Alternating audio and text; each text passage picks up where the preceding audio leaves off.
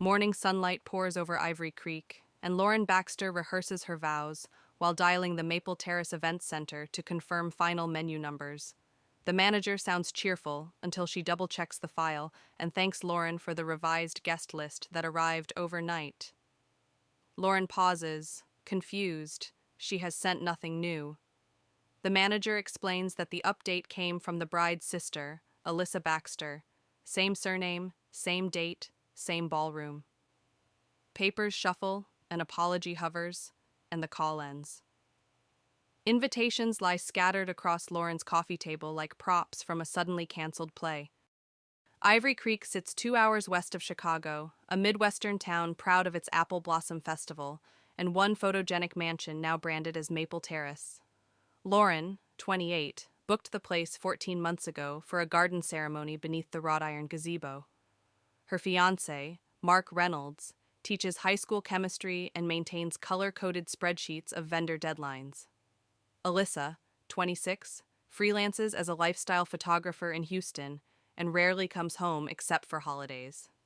Their parents, Donna and Ray, run a hardware store downtown and have preached sisterly harmony since Sandbox days.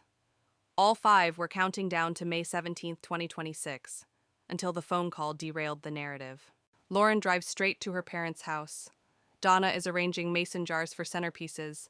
Ray is sanding a reclaimed barn door that will become an escort card table. Lauren explains what she's learned. Donna's hands freeze around a jar. Ray drops the sanding block. They try damage control, calming words spilling like mismatched screws. Then phone Alyssa, who finally answers from a Houston coffee shop balcony. Alyssa admits she booked Maple Terrace 6 weeks earlier after spotting a flash sale email. She liked the romantic symmetry. 2 sisters, same venue, same day, 2 ceremonies back-to-back if timing worked. Lauren ends the video call without saying goodbye. Over the next 48 hours, the Baxters' living room turns into a war room. Alyssa proposes that Lauren keep the mansion until 4, then clear the tables so her candlelit ceremony can follow. Mark's timeline shows a 90-minute turnover leaves no time for dinner. Ray suggests alternating spaces, gazebo for Lauren, ballroom for Alyssa. Maple Terrace manager Camille refuses, citing fire code limits and vendor confusion. She also reminds them only one signed contract can stand, yet somehow she has 2. Lawyers appear. The Baxters retain Grant and Aldridge, who send Alyssa a cease and desist letter alleging fraudulent representation. Alyssa's boyfriend, Devin Morales, hires a Houston attorney who claims equal rights and threatens defamation. Legal fees pile up faster than dress alteration invoices. Mark's spreadsheets sprout red cells labeled contingency and unknown liability. News leaks when an aunt phones a local talk radio host who markets the saga as Bride Wars in real life. Hashtag Shark Sister Swap trends across the Midwest for 72 hours. TikTok creators post skits of dueling bouquet tosses and rack up views. Maple Terrace receives a flood of 1-star reviews from strangers defending Lauren and 5-star reviews defending Alyssa. Camille disables comments, then calls her insurance carrier. Online, Lauren replays old memories now edged with suspicion. Alyssa borrowing clothes without asking. Alyssa winning prom queen the year Lauren studied abroad. She wonders if rivalry was always hiding beneath the ribboned surface. Alyssa posts Instagram stories of bridal sample sales, framing herself as a carefree underdog, oppressed by tradition. Her followers cheer with heart emojis. Family group chats split into camps. Cousins trade broken ring emojis, and a college friend asks if Netflix has called yet. With 6 weeks left, both couples scour for alternate venues. Rustic barns are booked, vineyards overpriced, lakeside lodges require shuttle buses that tank the budget. Deposits vanish like coins in a wishing well. Mark sells half his rare vinyl collection to cover new florist fees. Donna pawns her grandmother's cameo brooch to rush order linens. Stress cracks every conversation. 3 weeks before the date, letters from Camille arrive.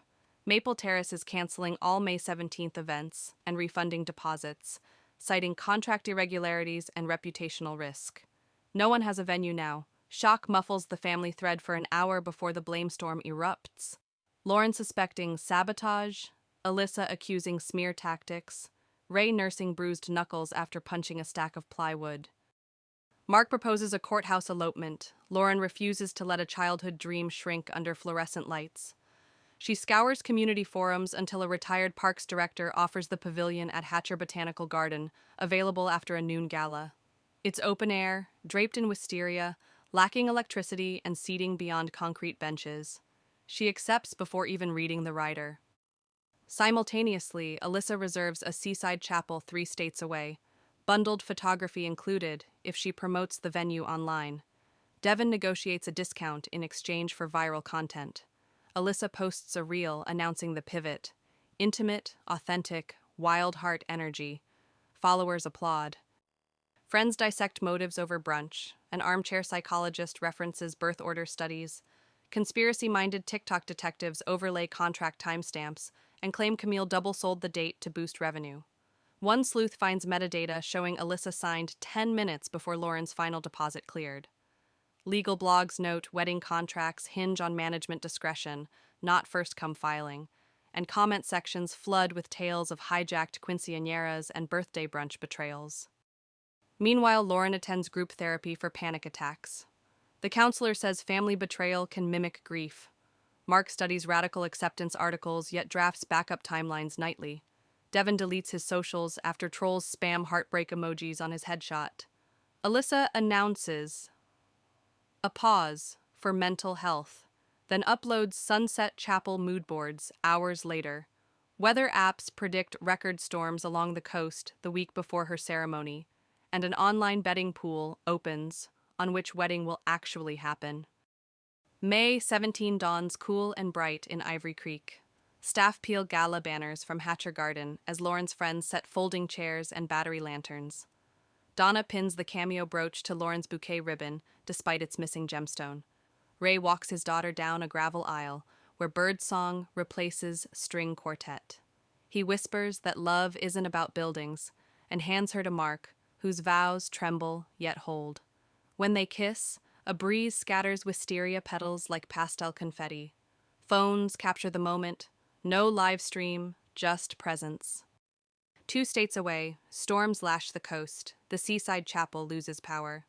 Alyssa posts a tearful motel room story, veil draped across a plastic chair, candles flickering on battery. She says the universe has other plans and she chooses to trust fate.